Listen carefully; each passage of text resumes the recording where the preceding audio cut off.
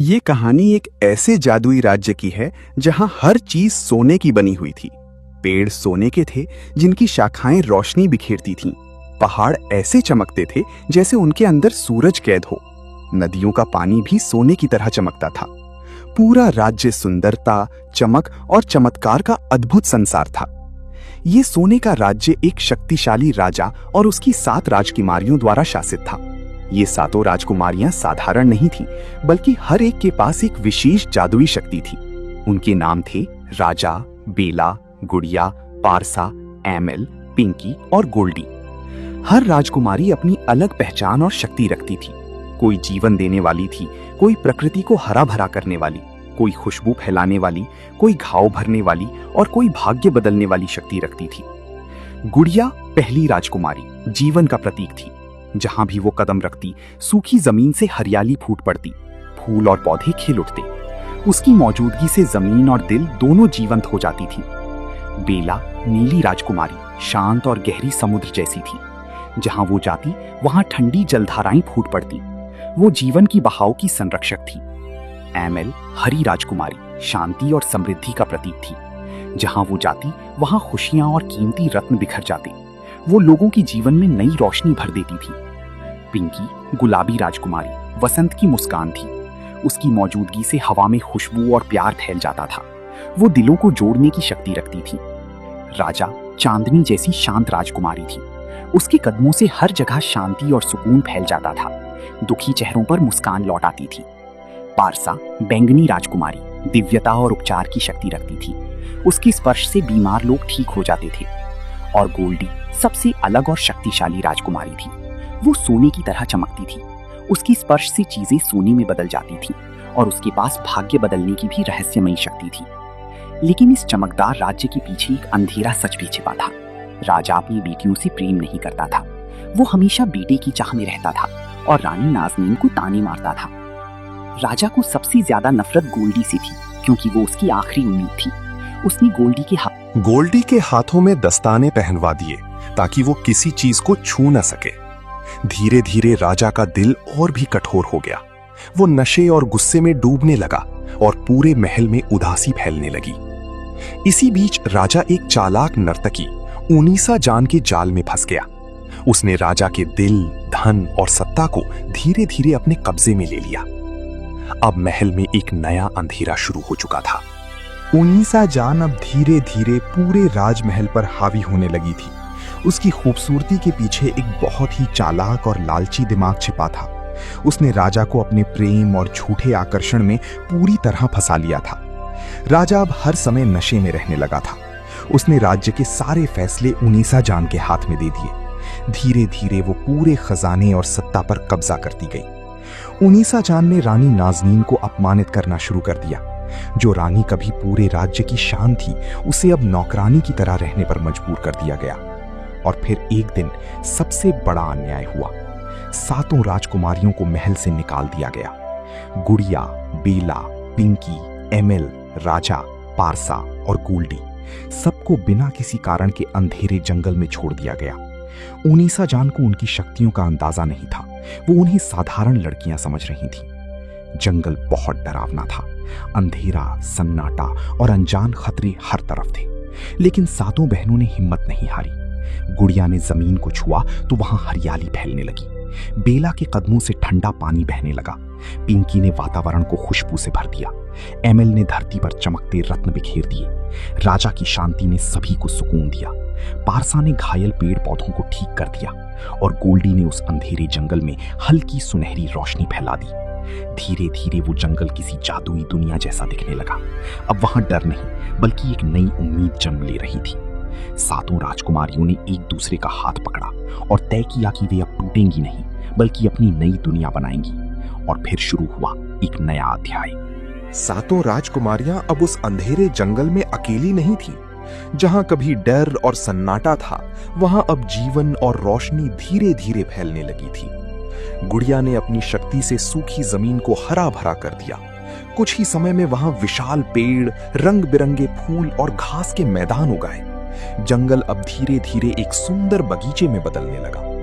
बेला ने अपने हाथ फैलाए तो हवा में ठंडी नमी भर गई और एक स्वच्छ झील बन गई।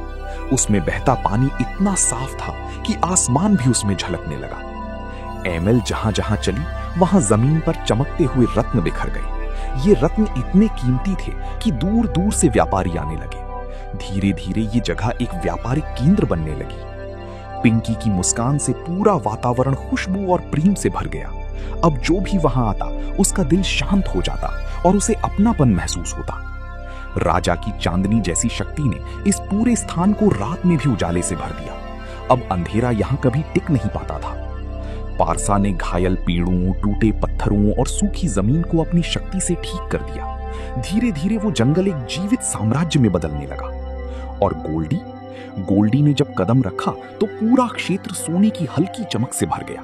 लेकिन वो चमक डराने वाली नहीं थी, बल्कि बहुत शांत और सुंदर थी। सातों बहनों ने मिलकर उस जंगल में एक भव्य महल बना दिया। ये महल सिर्फ सोने का नहीं था, बल्कि प्रकृति, प्रेम और जादू से बना हुआ था।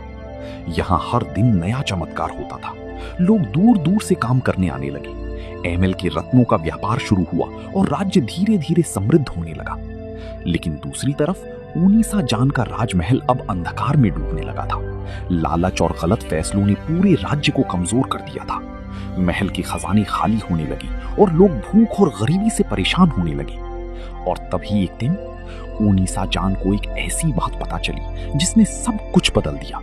एक दिन ऊनीसा जान के कानों में महल के नौकरों की बातें पड़ी। वे आपस में फुसफुसा रहे थे कि जंगल के अंदर एक ऐसा महल है जहां काम करने पर लोगों को इतना कीमती इनाम मिलता है कि 7 पीढ़ियां आराम से रह सकती हैं। ये सुनते ही ऊनीसा जान की आंखों में लालच चमक उठा। उसने तुरंत सोचा, अगर ऐसा महल सच में है तो वो खजाना मेरा होना चाहिए। अगले ही दिन वो एक साधारण नौकरानी का वेश बनाकर उस रहस्यमयी जंगल की ओर निकल पड़ी। जैसे ही वो वहां पहुंची, उसकी आंखें चौंधिया गईं। सामने एक ऐसा महल था जो सोने से भी ज्यादा चमकदार था। दीवारें, खंबे, फव्वारे, सब कुछ जादुई सुंदरता से भरा हुआ था। वहां उसकी मुलाकात गुड़िया से हुई। गुड़िया को उसकी असली पहचान का अंदाजा नहीं था, इसलिए उसने उसे एक सामान्य नौकरानी की तरह काम दिया। ऊनीसा जान ने पूरे दिन महल की सफाई, बागवानी और छोटे छोटे काम किए, लेकिन उसके दिल में लालच की आग और तेज होती जा रही थी। दिन खत्म होने पर गुड़िया ने उसे इनाम दिया, एक ऐसा हीरा जो चमक और मूल्य में अद्भुत था। ये देखकर ऊनीसा जान दंग रह गई और उसका लालच और बढ़ गया। लेकिन जैसे ही वो महल से बाहर निकली, राजकुमारियों को उसकी असली पहचान का पता चल गया। वो ऊनीसा जान ही थी, वही जिसने उन्हें महल से निकाला था। ये खबर तुरंत सभी बहनों तक पहुंच गई। अब उन्हें पता चल गया कि उनके साथ अन्याय किसने किया था। पहले भी अपने पिता के कारण शांत थी, लेकिन अब सच्चाई सामने आ चुकी थी। ये सिर्फ अन्याय नहीं था, ये एक बहुत बड़ा षड्यंत्र था। और अब सातों राजकुमारियां पहली बार एक साथ बदले के लिए तैयार हो गई। उन्होंने अपने चेहरे से पर्दा हटा दिया और जादू, शक्ति और न्याय की एक नई यात्रा शुरू हुई। वे सातों एक साथ उस दिशा में चल पड़ी जहां उनका अतीत और उनका दुश्मन दोनों उनका इंतजार कर रही थी। सातों राजकुमारियां अब एक साथ उस महल की ओर बढ़ रही थीं, जहां ऊनीसा जान बैठी थी। उनके कदमों में शक्ति थी, आंखों में सच्चाई और दिल में वर्षों का दर्द। जैसे ही वे महल के अंदर पहुंची, पूरा वातावरण बदलने लगा। हवा भारी हो गई, दीवारों की चमक फीकी पड़ने लगी। ऊनीसा जान अब भी अपने सिंहासन पर बैठी थी, लेकिन उसका लालच उसकी आंखों में साफ दिखाई दे रहा था। गोल्डी सबसे आगे आई। उसके कदम रखते ही जमीन सोने की तरह चमकने लगी, लेकिन इस बार वो चमक डराने वाली थी, न्याय की चमक। ऊनीसा जान ने घबराकर कहा, तुम सब यहां क्या करने आई हो? गुड़िया ने शांत लेकिन सख्त आवाज में जवाब दिया, जो तुमने हमसे छीना था उसे वापस लेने। तभी बेला के चारों ओर ठंडी लहरें फैल गईं। पिंकी की खुशबू हवा में भर गई। एमेल के रत्न चमकने लगे। राजा की चांदनी ने पूरा महल रोशन कर दिया। पारसा की शक्ति से वातावरण स्थिर हो गया। और फिर गोल्डी ने आगे बढ़कर ऊनीसा जान की ओर देखा। एक पल में ही सब कुछ बदल गया।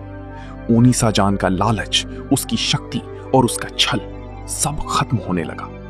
गोल्डी के स्पर्श मात्र से वो धीरे धीरे एक सोने की मूर्ति में बदल गई। उसका पूरा खेल वहीं खत्म हो गया।